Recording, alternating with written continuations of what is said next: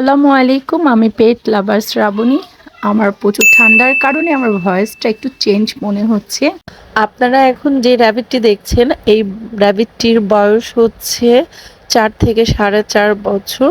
তো এটা আমার ফার্স্ট র্যাবিট, মোটামুটি বয়স হয়েছে ওর। তো এই র্যাবিটটার এই পর্যন্ত আমি পায়ের নেল কাটিনি একবারও। তো দেখা যায় ওর পায়ের নেলগুলো এতটাই বড় হয়েছে যে পায়ের নেলের কারণে ওর পায়ের গোড়ালিতে অনেকটা ইনফেকশন হয়ে গেছে, যার জন্য ও হাঁটতে পারে না। তারপর হচ্ছে আগের মতো দৌড়াদৌড়ি ছোটাছুটিও করতে পারে না। তো যার কারণে আমি আজকে আপনাদের সাথে শেয়ার করছি আমি আমার এই র্যাবিটের পায়ের নেলগুলো কাটবো। আর অবশ্যই আপনারা খেয়াল রাখবেন আপনাদের র্যাবিটের নেলগুলো যদি বড় হয়ে থাকে ওইগুলো অবশ্যই কেটে দিবেন, কারণ নেল যদি বড় হয়ে যায় তাহলে নেলের গোড়াতে ওদের পায়ের গোড়ালুগুলোতে ইনফেকশন হয়ে যায়, এতে করে ব্লাড চলে আসে, পেন হয়, ওরা হাঁটতে পারে না, বসে থাকে। তো আমি আমার র্যাবিটের অনেক দিন পরে আমি নেলগুলো কাটছি, তো যার জন্য অনেকটাই বড় হয়ে গেছে আর অনেক অসুস্থ হয়ে গেছে। চলুন তাহলে আমি আমার র্যাবিটের নেলগুলো কাটি। এত বড় বড় নেলগুলো যে কিভাবে কাটবো খুবই ভয় লাগছে, ওর পায়ে আবার ব্যথা পায় কিনা, ব্লাড চলে আসে কিনা, নেল কাটার দিয়ে কাটা যাবে কিনা জানি না। তবে আগে ফার্স্টে আমি একটি সিজারের মতো একটি সুন দিয়ে ট্রাই করে দেখি কাটতে পারে কিনা। কারণ আমি এই সিজারের মতো এই সুনটা নিচ্ছি এই জন্যই যে ওর পায়ের নেলগুলো খুবই বড় হয়েছে আর খুবই শক্ত। তো যার জন্য এটা খুব হার্ডলি ভাবে হয়তো বা কাটা যেতে পারে। দেখি ট্রাই করে কাটতে পারি কিনা। র্যাবিটের নেলগুলো খুবই শক্ত, এটা দিয়ে কাটা যাবে না। আমি এখন নেল কাটার দিয়ে ট্রাই করি নেল কাটারটা দিয়ে কাটতে পারি কিনা। একটা জিনিস লক্ষ্য রাখতে হবে, র্যাবিটের নেল কাটার জন্য আমরা যে জিনিসটি ইউজ করব সেটা অবশ্যই জীবাণুনাশক মুক্ত করে নিতে হবে।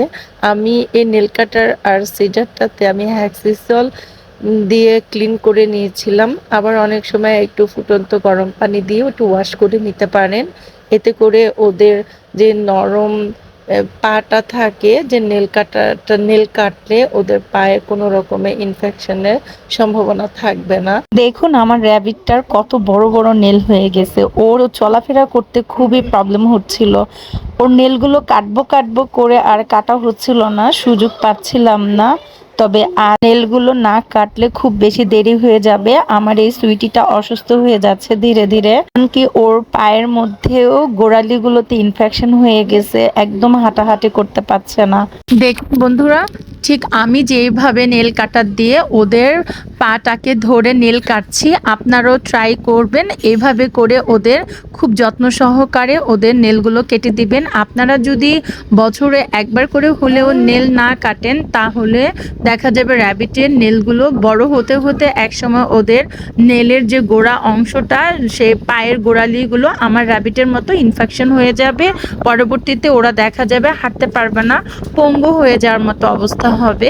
তো আমার মতো দেরি না করে আপনারা তাড়াতাড়ি করে আপনাদের র্যাবিটের নেলগুলো অবশ্যই আপনারা কেটে কেটে ছোট করে রাখবেন।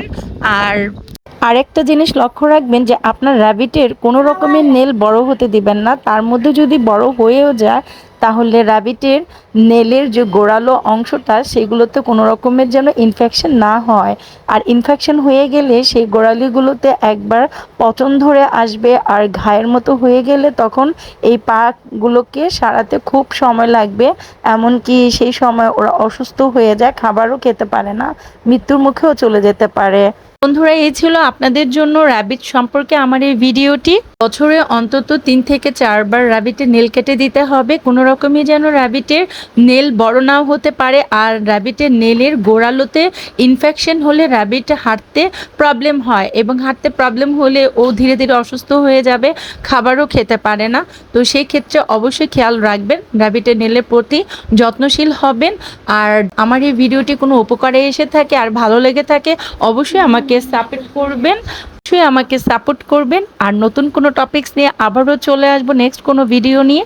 সে পর্যন্ত ভালো থাকুন, সুস্থ থাকুন, আল্লাহ হাফেজ।